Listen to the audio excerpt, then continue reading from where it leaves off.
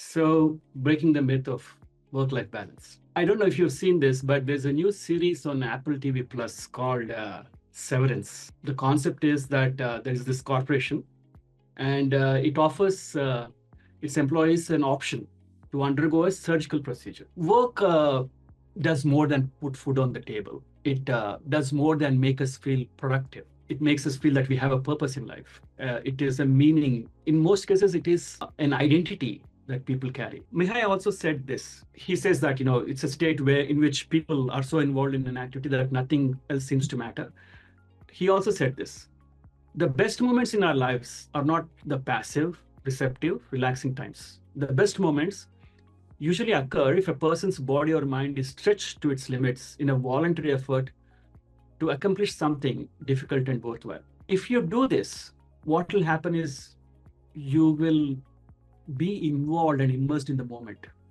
It doesn't matter what you do. It could be peeling almonds. It could be washing dishes. It could be doing other chores. There's actually a new trend that's catching up. It's called raw dogging. It is a slang term. But there are people who are posting, they're sitting on long haul flights and they don't read, they don't watch, they don't listen. They just sit.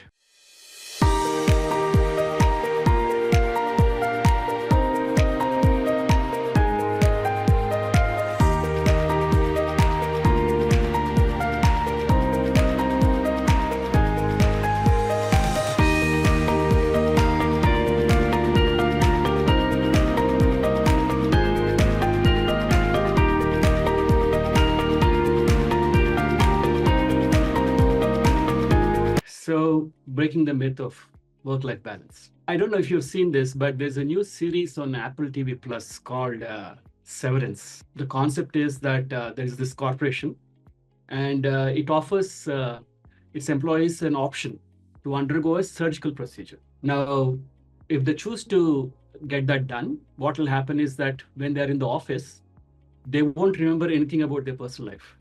And when they're outside office, they won't remember anything in the office. So that's one way to achieve work-life balance. I was speaking to a friend of mine who lives in Australia about this topic, and he said that in February 2024, this year, Australian government has brought out a new law which gives employees the right to disconnect after office hours. So as per this law, employees are not obliged to respond to any calls, messages, or emails after work, after office hours. And the working hours are like 7.5 hours in a day. While more time is desirable, we know that more time automatically doesn't translate into higher quality of life or more balance, as it were. You probably know this person. He's Adam Grant. He is a professor at Wharton, and he's renowned organizational psychologist and possibly the person who has worked most in the thinking about work-life balance and aspects of work. He also hosts an award-winning podcast called The Work Life, and it has been downloaded many times, and it's top of the lists multiple times on multiple lists. He says that the idea that work-life balance means I show up at 10 a.m. and I'm done by 3 p.m. is ridiculous. This comes from a traditional approach to how we think about work-life balance, right?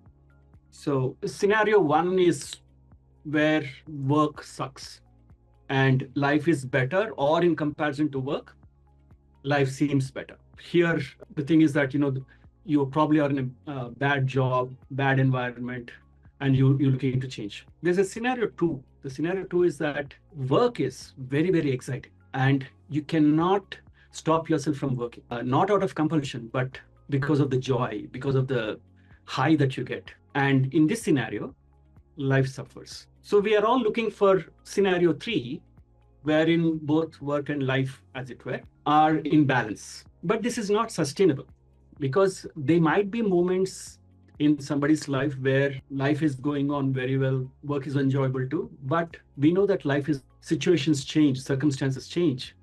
So we never find balance at this level.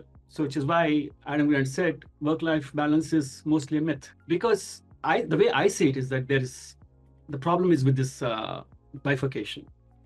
In fact, there's only one life, right? And it is an amalgam of many experiences. many components of life don't fit into neat boxes like, work, life, hobbies, travel, leisure.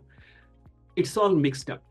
And we not just mixed up, but we see balance in the wrong place. And let me explain. So we seek balance here. We'll never find it there because that is so dynamic. It is found here, but there's another word for it.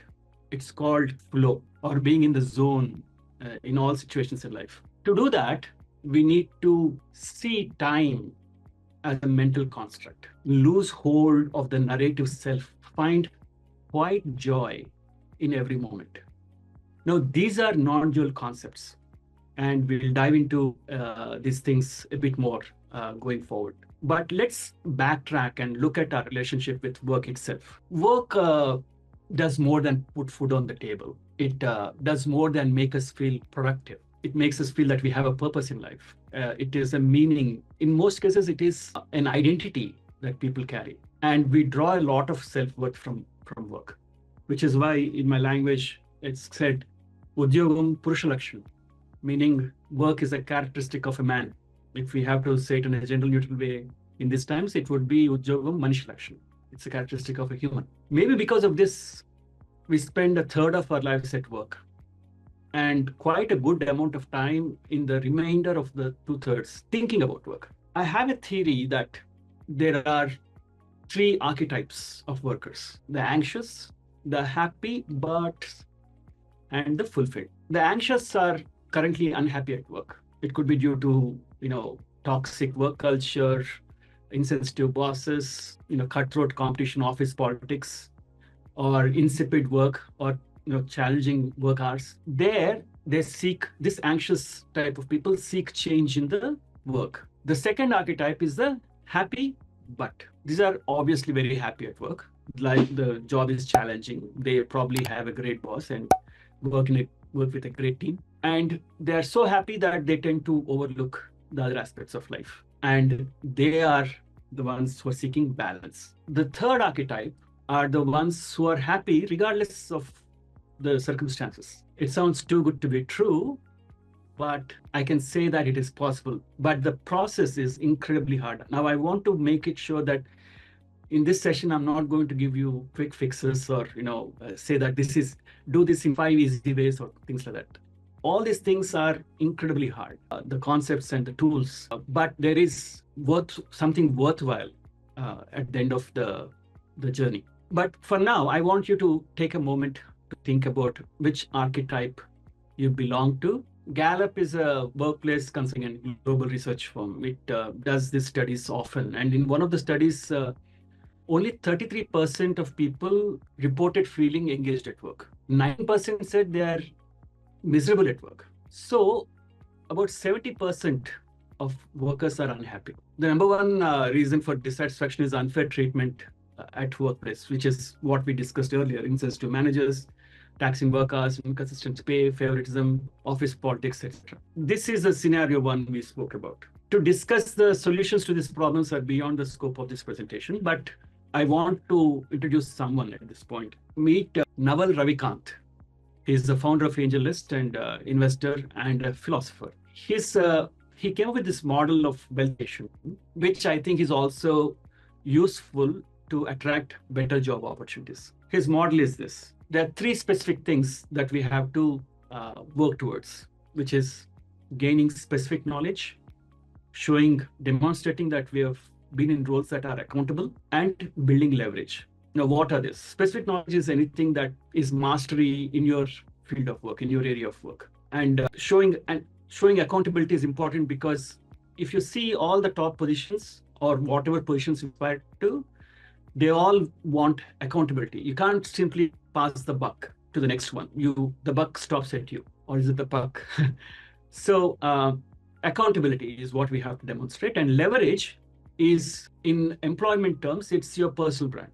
If you are a coder, the leverage or the exposure that you built on GitHub, or if you're a managerial position, the thought leadership that you showed on LinkedIn, these all come under leverage. If these three things are there, you will attract better opportunities, or you will attract wealth, as Ravikant would say. If you want to read more about this model, there is a book called The Almanac of Naval Ravikant. A fabulous read, very short book, very, very pithy and easy to read. I highly recommend that you check this out. Back to our second category of workers archetype, the happy birds. Imagine you working in, building a vaccine or on a project that is putting a human on Mars. You're likely working with a team that is phenomenal, right? And the work hours, simply vanish. You don't see that you're actually working. Time collapses. Now, this is exactly what is our second scenario, where work is overwhelmingly good and joyful at the cost of life. As I said, you may be working with great people, and the key here is that the challenge of the job aligns with your skill perfectly, and which translates to you working long hours joyfully. According to a Hungarian American psychologist, Mihai Csikszentmihalyi, you are now in a state of flow. So this is his model, Mihai's model. If you have high skill, but the challenge is not high, you experience boredom. If the challenge is high and the skill is low, you experience anxiety. When your skill meets the right challenge, you have the right amount of arousal and a right amount of control, which puts you in that flow zone. You're so involved that nothing else matters. Mihai also said this. He says that it's a state in which people are so involved in an activity that nothing else seems to matter. He also said this: the best moments in our lives are not the passive, receptive, relaxing times. The best moments usually occur if a person's body or mind is stretched to its limits in a voluntary effort to accomplish something difficult and worthwhile. Now, flow states are wonderful. All of us have experienced a state like that at one point in time or the other. I mean, examples that come to my mind are you could have been lost in listening to music or playing a game or even in your work. But the problem is that intermittent flow states don't solve our problems. They don't fulfill us. They make certain moments more enjoyable, but they don't fill the void in our lives. If anything, they could actually make the work-life balance equation worse, which is the second scenario. As we discussed before, life is a collection of many experiences. In the final evaluation of life, experience like being in a relationship, caring for parents, raising children, maintaining friendships, these rank higher than work experiences. They might be, if you're working on putting on a space mission or doing a vaccine or anything important, those will come to, but I don't think they will be the things that we'll look at or we'll remember in the final evaluation of life. So what is the solution? The solution is to get into a flow state in everything we do. Get into a flow state at will. Is that really possible? Athletes and artists often talk about flow states, right? I mean, one of my favorite experience of sport is watching Tendulkar bat. There are arguments about how many matches he's won, but for me, Tendulkar is an artist. So I see him play outside of the conditions of the game, actually. Imagine that, and it's you hear it with sports person and artists like A.R. Rahman also. I'm watching a series on him. They constantly talk about the flow state, how things are happening by themselves. What if this flow state is equal to a flow state when you're peeling soaked almonds? What if there's no difference? What if you cannot distinguish between these two? The example of soaked almonds is because I soak and give peeled almonds to my kids before they go to school. And I find the same joy, or quite joy, I should qualify it, in doing that as I got in making this presentation. I practiced my way into getting into a zone at will. It's not easy. It is incredibly hard, but I can tell you it is possible. So how do we get into flow at will? From my experience, when I look back, three things stand out and three things I can recommend. First is we have to see time as a mental construct. Do you feel like a passenger in your body traveling through time, trying to avoid potholes of life? Most of us do, but we have to question this condition. Just think what happens during deep sleep. There's no sense of time, space, or personhood. Time is a mental construct that happens during the waking state only. And there is only present in the waking state. It takes a little bit of deep observation. When you will see that past and future are actually thoughts in the present state. So there's always only the present. We are not passengers in time, but all conditions pass through us, and all of them are transitory, ephemeral. There is a useful analogy that goes around in the non-dual circles to explain this. The analogy is of a screen, movie screen in a cinema. It is stationary, it is always there, and it will show a lot of content, right? The content could be joy, romance, violence. There could be states of, there could be fire, there could be floods. All of them are only appearances on the screen. The screen itself is unaffected by those experiences, by those appearances. And sometimes there's nothing on the screen. The screen is blank. That is equated to a deep sleep state. So once you get this concept, you will gradually or sometimes suddenly lose your sense of narrative self. You will see that even this Kiran talking to an audience is also an appearance in consciousness. But to come here, we need to do a lot of inquiry, self-inquiry. And these days there are apps that help you do this. It used to be, that you had to go to find a guru and, spend years and years together and learn all these techniques, but it's much simpler now. And I can recommend that what worked for me is an app called Waking Up by Sam Harris. Waking Up is advertised as the new operating system for the mind, and it truly is. And you can see the time that I spend there. I don't use it that much these days, but during my profound practice, I used the app a lot. The third thing is finding quiet joy in every moment. Now, this is the hardest part. There is a practice for this too that we can do, but most don't like it. The practice is very tough, and I practiced it during the COVID times. That has been very helpful. But this practice that I'm going to talk to you about could singularly alter your life your attitude towards life. The thing is doing only one thing at a time. Whatever you're doing, do only that and give it your full attention. Do as long as it takes for you to experience that shift. Now, what is that shift? It is initially going to be very, very hard. You will question it because our mind wants to scatter its attention. It's so difficult for the mind to concentrate. You've often heard of meditation. The people advise you to meditate. This is the form of meditation. You get the fruits of meditation without actually formally doing it, if you do one thing at a time. There's meditation and there's monotasking. It's very, very close to that. If you do this, what will happen is you will be involved and immersed in the moment. It doesn't matter what you do. It could be peeling garments. It could be washing dishes. It could be doing other chores. There's actually a new trend that's catching up. It's called raw dogging, which is a slang term. But there are people who are posting, they're sitting on long haul flights, and they don't read, they don't watch, they don't listen. They just sit. And this is what they teach you in Vipassana too. And for many people, this is very, very tough to do.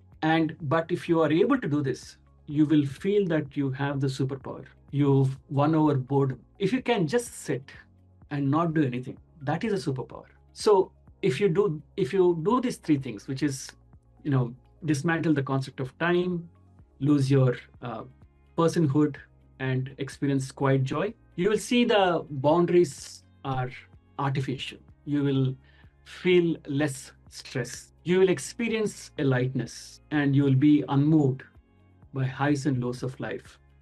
In other words, you will be in flow always, or at least at will, and that will make our lives fulfilled.